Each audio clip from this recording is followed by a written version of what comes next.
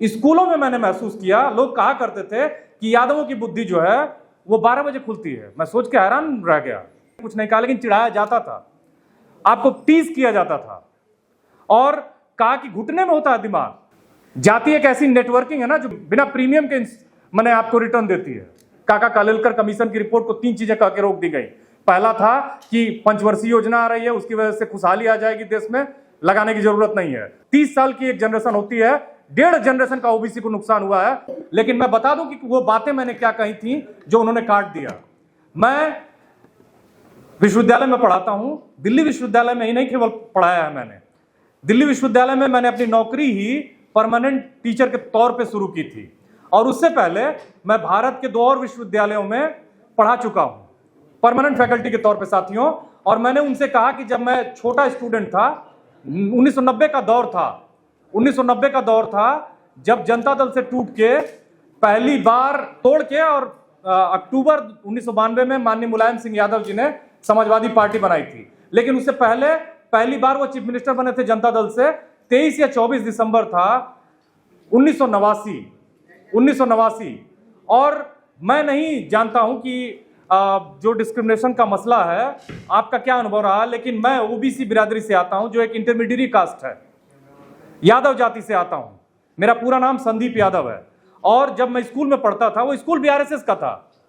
RSS का इसलिए था क्योंकि वहां से जो सरकारी स्कूल था वो मेरे घर से थोड़ा दूर था, तो हम लोग पढ़ते थे क्योंकि इन लोगों ने स्कूलों की एक श्रृंखला बना रखी थी उन छोटे और बैकवर्ड जिलों में। मेरे जिले में पहला कॉन्वेंट स्कूल 2000 में खुला और उस स्कूल में जब मुलायम सिंह चीफ मिनिस्टर बने उसके बाद मैं आपको बताता हूं कि मुझे एक व्यक्ति ने, जो कि मुझसे उम्र में बड़ा था 10 साल, वो रोज हम लोग शाम को खेलने जाते थे वहां, उसने कहा कि मुझे मुलायम सिंह के नाम से संबोधित किया और कहा इधर आओ। मैंने कहा कि अरे भाई मेरा नाम संदीप है, तुम मुलायमा क्यों कह रहे हो मुझे? ये एक पहला उदाहरण मैं आपको बताता हूं। स्कूलों में मैंने महसूस किया, लोग कहा करते थे कि यादवों की बुद्धि जो है वो 12 बजे खुलती है। मैं सोच के हैरान रह गया। मैं गया और अपनी माँ से पूछा, माँ भी मेरी अनपढ़ थी। फिर मैंने अपने पिताजी से पूछा, पिताजी मेरे उस जमाने में साइंस ग्रेजुएट थे और उन्होंने अपने से पढ़ाई की थी, खेतों में काम करके, पशुओं का पालन करके, जैसे भी पढ़ाई की थी उनको अपना अपना ज्ञान था। और उन्होंने कहा कि तुम अगले दिन जाके ये कहना, फिर तुमको कोई चिढ़ाएगा नहीं। मैं गया और मैंने कहा, कोई मुझे दोबारा किसी ने कुछ नहीं कहा, लेकिन चिढ़ाया जाता था, आपको टीज किया जाता था और कहा कि घुटने में होता है दिमाग, 12 बजे बुद्धि खुलती है, घुटने में होता है, बुद्धि नहीं होती है। तो बुद्धि किसके पास होती है? जब मैं धीरे धीरे बड़ा हो रहा था इस ज्ञान के साथ, तो मैंने देखा कि मेरे जिले में जितने भी, चाहे वो बीसी बच्चे थे, चाहे वो दलित बच्चे थे, मैं कक्षा 6वीं में जिला स्कूल में पहुंचा और जिला स्कूल में पहुंचने पे मैंने देखा कि जो क्लास का 125 का क्लास होता था पहले तो, और उस क्लास में जो सबसे सीधा बच्चा होता था उसका नाम होता था संतोष कुमार कमल, पुष्कर पुष्प। मैंने सोचा कि ये मेरा तो यादव है सरनेम, पुष्प कमल, और जो क्लास के सबसे बढ़िया बच्चे होते थे उनके नाम इस तरह के होते थे। फिर मैं घर आया, पूछा मैंने, घर के लोगों ने बताया कि वो ज्यादातर बच्चे दलित समाज के हैं। फिर मुझे धीरे धीरे जातियों का एहसास होने लगा, समझ में आने लगा कि कुछ लोग अपनी जाति क्यों छुपाते हैं और कुछ लोगों की जातियों का मजाक क्यों उड़ाया जाता है और कुछ लोग अपनी जातियों पर दंभ क्यों करते हैं। तो कोई ये कहे कि जाति सच्चाई नहीं है तो वो आपको बेवकूफ बना रहा है। जाति एक ऐसी नेटवर्किंग है ना जो बिना इंश्योरेंस के आपको बिना प्रीमियम के मैंने आपको रिटर्न देती है। और खैर मैं यहां जाति पे लेक्चर देने नहीं आया हूं, मैं इस बात पे बात करने आया हूं कि साथियों, ये जो समता संघर्ष समिति है ये एक बहुत महत्वपूर्ण समिति है और आप सभी को इसके साथ जुड़ के रहना है। अपनी बातों को आप जो भी कहना चाहते हैं इसके माध्यम से आप उसको आगे कर सकते हैं। ये कोई ऐसा प्लेटफॉर्म नहीं है जहां हम अपने पॉलिटिकल करियर को बनाना चाहते हैं।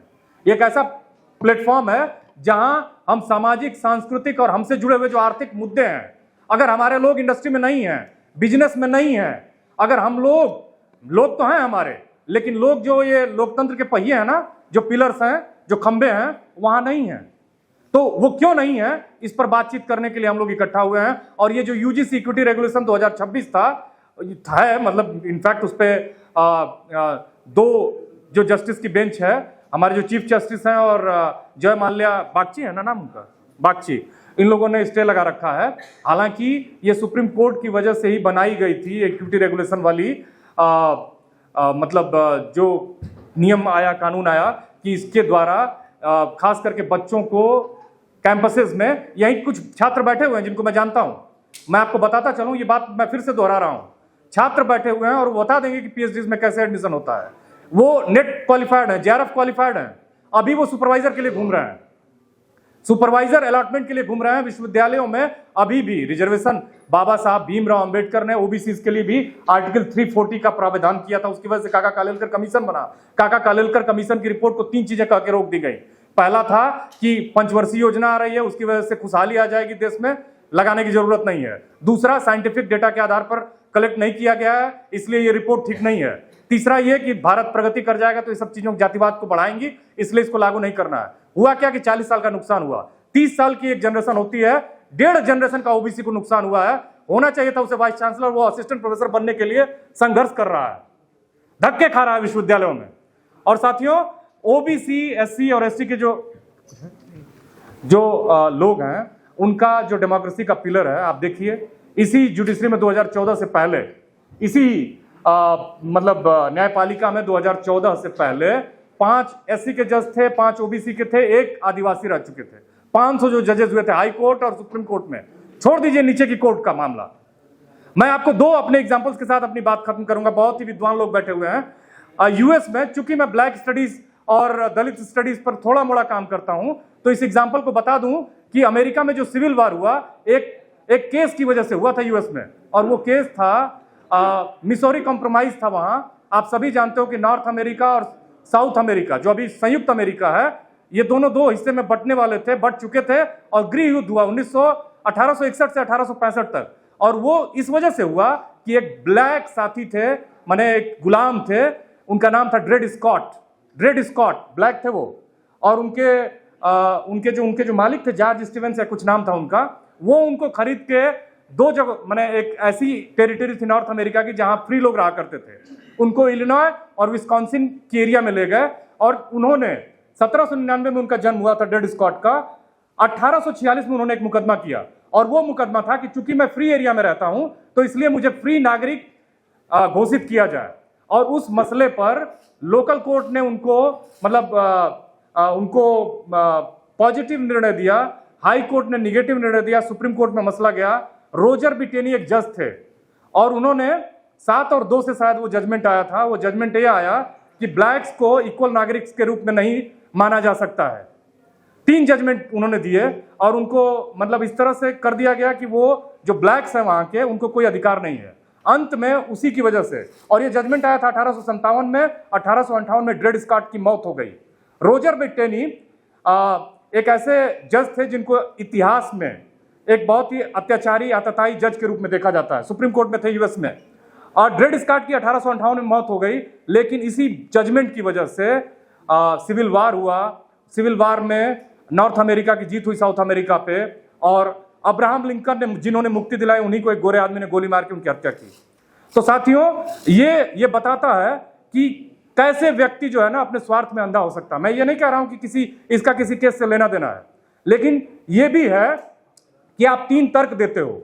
आप कहते हो कि इससे जातिवाद बढ़ जाएगा। जातिवाद को रोकने पर क्या काम हुआ है? भारत में कितनी इंटरकास्ट मैरिज हो रही है? हम लोग उसके खिलाफ में है क्या? एससी, एसटी और ओबीसी, सबसे जो मार्जिनलाइज तबका है वो एससी है, एसटी है, ओबीसी है। तो क्या उन लोगों के साथ अगर वो इंटरकास्ट मैरिजेस नहीं हो रही है, तो क्या इसके लिए ये जिम्मेदार है? ये जाति नहीं खत्म हो रही है तो कौन जिम्मेदार है? अगर ये जितने भी पिलर्स हैं उसमें ऊपर नहीं आ रहे हैं तो कौन जिम्मेदार है? इस पर कौन बात करेगा? अगर काका कालेलकर नहीं लागू हुआ, ओबीसी की बड़ी आबादी है बिहार में, आपने देखा कि 63% के आसपास आबादी है, 10% अपर कास्ट आबादी है। पार्लियामेंट में, मैं नहीं कह रहा हूं, क्रिस्टोफ जेफरलो कह रहे हैं, पार्लियामेंट में इनकी आबादी 43% है। मैंने आबादी नहीं, इनके ये रिप्रेजेंट कर रहे हैं, पार्लियामेंटेरियंस हैं। जुडिशरी में देखिए आप, अगर जज नहीं बन रहे हैं हम लोग, तो क्या गड़बड़ है? मेरे साथ, मैं स्वस्थ आदमी हूं, विज्ञान कहता है, यहीं कई वैज्ञानिक बैठे हुए हैं, सभी जानते हैं, विज्ञान कहता है कि 6 साल तक जो बढ़िया से खाता है, जितना प्रोटीन खाना चाहिए उसको मिलता है, तो वो बौद्धिक रूप से कमजोर होगा ही नहीं, हो ही नहीं सकता है। तो कमजोर नहीं, इसका मतलब कि कमजोर हैं ये लोग, और इसका मतलब है, बुलाते हैं, ठीक है। तो 3-4 बातों के साथ मैं अपनी बात खत्म करता हूं कि बस 1 मिनट लूंगा, मैं 1 मिनट, बस यही है मसला कि ना ही जुडिशरी में है, ना ही कार्यपालिका में है, ना ही विधायिका में है, मीडिया की हालत तो आप देख ही रहे हैं। जो हमारी मीडिया है, ये यूट्यूब मीडिया, इनका अभिनंदन करिए जोरदार तालियों से। ये बहुत मुश्किलों से आते हैं, यूट्यूब ने व्यूज घटा दिए हैं, तमाम तरह की चीजें हो गई हैं, ये स्ट्रगल कर रहे हैं और ये हमारी बातों को आगे पहुंचाते हैं। हम सभी साथियों का अभिनंदन भी करते हैं और आप हमारे एक मजबूत पिलर हैं आने वाले समय में। बहुत सही बात है गजेंद्र जी, ये एक बहुत बड़ा हमारी शक्ति होने जा रही है। मैं इन्हीं बातों के साथ अपनी बात समाप्त करता हूं और मयंक जी प्लीज।